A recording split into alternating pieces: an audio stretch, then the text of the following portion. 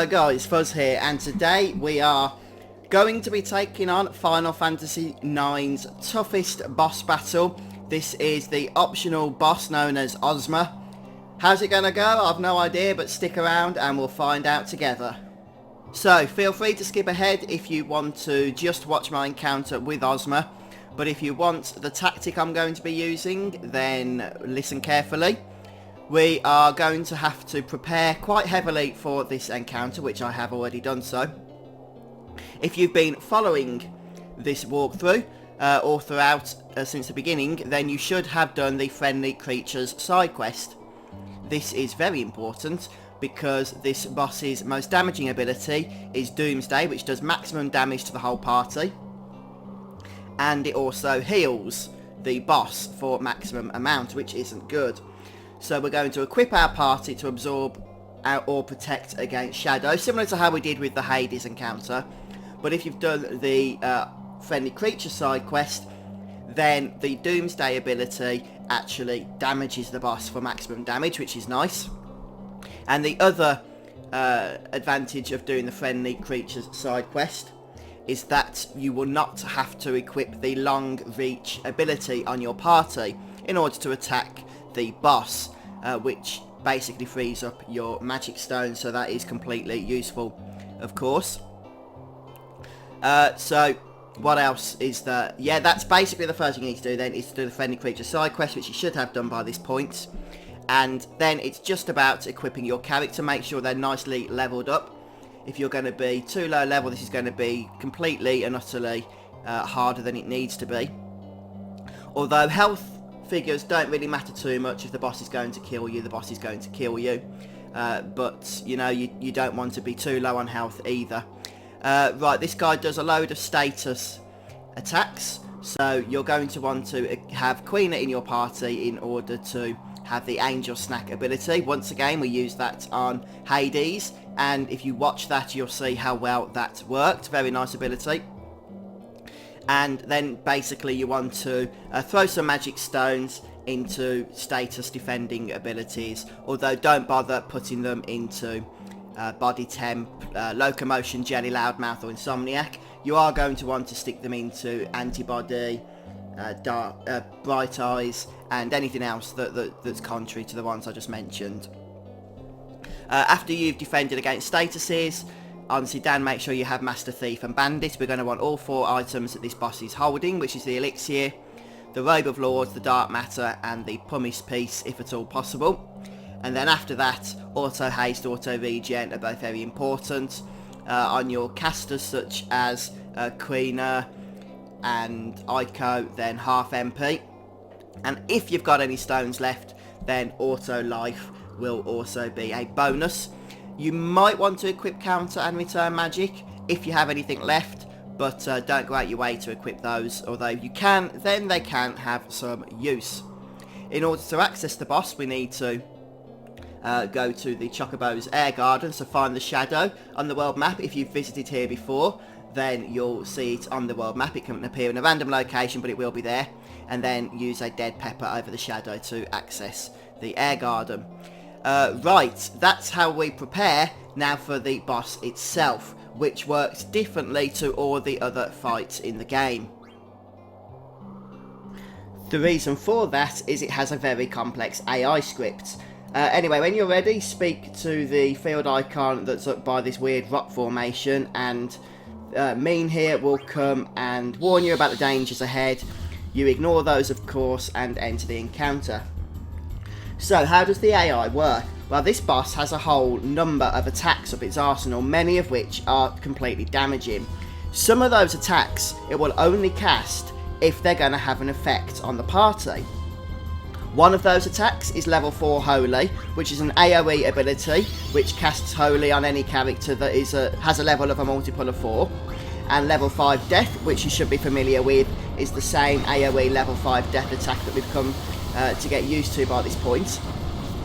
Interestingly, both of these attacks also happen to be 2 of its weakest attacks. Level 5 Death will obviously only kill whatever party members have levels of multiples of 5, but it will only cast those abilities if they're going to hit at least one character. We do want them to hit at least one character, since that will stop the boss using a turn with a more dangerous ability. Therefore, enter this fight with one and only one character whose level is a multiple of 5, and one and only one character whose level is a multiple of 4. That way the boss will waste at least some of its turns doing abilities that aren't actually all that dangerous.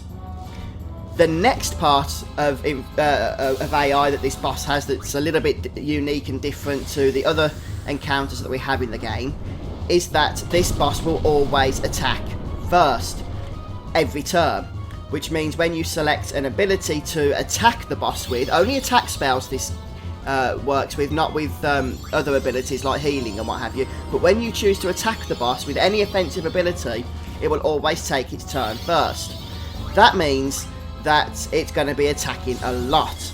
The way you avoid this is you only choose your attacking spells. For me, that's going to be Dragon's Crest and Frog Drop only when it's in the middle of its casting animation. Then it's not going to have its ATB bar just filled up instantly. That's the only way to really avoid it from happening, is if you select, as I did here, Dragon's Crest or whatever attack it is that you're going to be using when the boss is in the middle of its casting animation. Do not try and choose any offensive abilities apart from at those times. You are going to be spending a lot of this fight in defense. Phoenix Downs, Full Life from Ico, Angel Snacks, Auto Life, Curagars. That is going to be the majority of this battle, because the boss just throws too much at you to not concentrate on keeping your party up and healed. So as you can see, I've got Zidane as a level multiple of 5, which means the boss has now used a turn killing just one character. We get him resurrected and we're all back and good to how we were. Try and keep auto life on your party. People are going to be dying a lot and you do not want to be caught off guard. There are times during this encounter that are very, very nerve-wracking for me, and I think it's all over, but somehow I managed to claw my way back. No matter how well you prepare, there is going to be a certain degree of luck involved in defeating this guy. He only has the usual amounts of health, which is 55,000, but he has a very nasty Curagar spell, which, although it does waste a turn, for him it also does about 8,000 points of healing. Now, which is a whole one of your max damage abilities. Meteor is probably the worst ability he has in his arsenal. The way Meteor works is that it's an AoE ability and it does a random amount of damage on every character, from 1 point of damage to 9999 damage. So you could be very lucky and it do very little damage to your party, or you could be very unlucky and no matter how well you've prepared, it one-shots the whole team. That is part of the random nature of this encounter. Curse is also a very unfortunate ability, possibly the second worst ability in his arsenal, because it does do a massive amount of damage, and it's going to mean that Queen is going to have to use Angel Snack, which is probably a turn you don't want to be using Queen for, because she or he is on auto life, Mighty Guard, resurrecting duty as well. Zidane's role in this fight is to steal the 4 items that this boss holds, after which he will be on utility as well. Don't bother attacking with Zidane, it's just going to make the boss counter against him, and his damage is going to be negligible anyway. Freya's got Berserk on him, on her here. The way to get rid of Berserk, because Remedy won't do the job, is to use a Geishel Greens. And other than that, it is just a case of keeping your head strong, being extremely reactive. This is a very reactive fight. Don't just go in with your offensive abilities. You're not going to last 30 seconds if you do that. Only use your offensive abilities when you've got your party in a good state with auto life on, and then when the boss is casting, go ahead and throw a Frog Drop or a Dragon's Crest attack on him. And so long as I mentioned, you've done the friendly creature side quest, then Doomsday is a beautiful ability to see the boss casting, because with your party guarding against Shadow, it's going to do 0 damage against your team, and it's going to damage the boss to boot. So that's always a pleasant surprise when we see the boss cast Doomsday. But Meteor is deadly, Curse can be deadly, and Flare Star can be deadly as well. They're the 3 main abilities you want to try and avoid seeing as much as possible. So just try and get it to cast its other abilities, such as Holy, level 4 Holy, Flare, level 5 Death, Doomsday, etc, etc, and even Curaguy, even though that heals the boss, which is a little bit annoying. At least it's not using one of those 3 main deadly attacks. In terms of auto life, when it starts being used, always try and prioritise it onto Quina and Aiko, or Dagger if you're using Dagger for some strange reason. I do not recommend Dagger in this fight. Aiko is superior in virtually every way.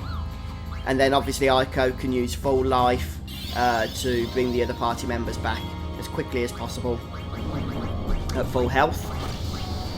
Level 5 Death is a nice surprise to see as well, because you know you're only going to have to bring Zidane back up.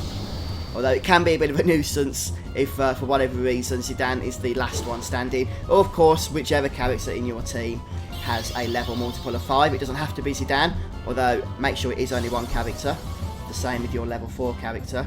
Multiple of 4 rather. I don't think level 4 would do too well in this fight. Although I'm sure there's some challenge to defeat Ozma here at extremely low level, which would be interesting to see.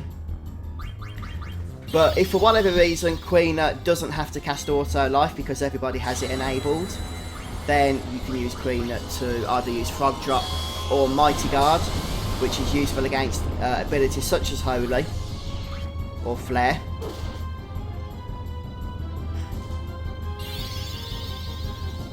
But that's about it as far as strategy goes. Remember, as I said, no matter how much you prepare, you are going to have to also rely on a little bit of luck.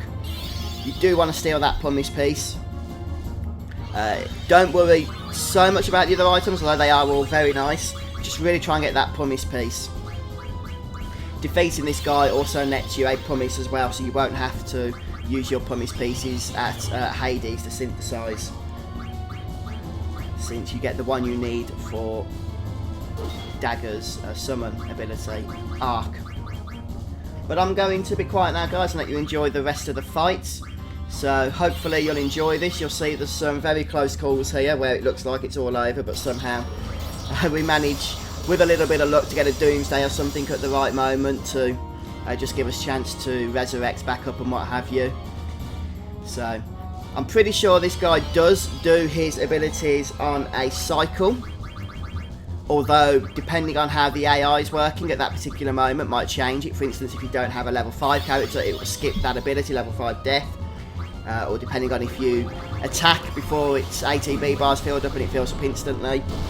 But if you take this boss correctly, then you can expect to know which ability is going to be cast when. And it does take a bit of practice, a little bit of luck, but with the right preparation, stick at it and you will manage it eventually.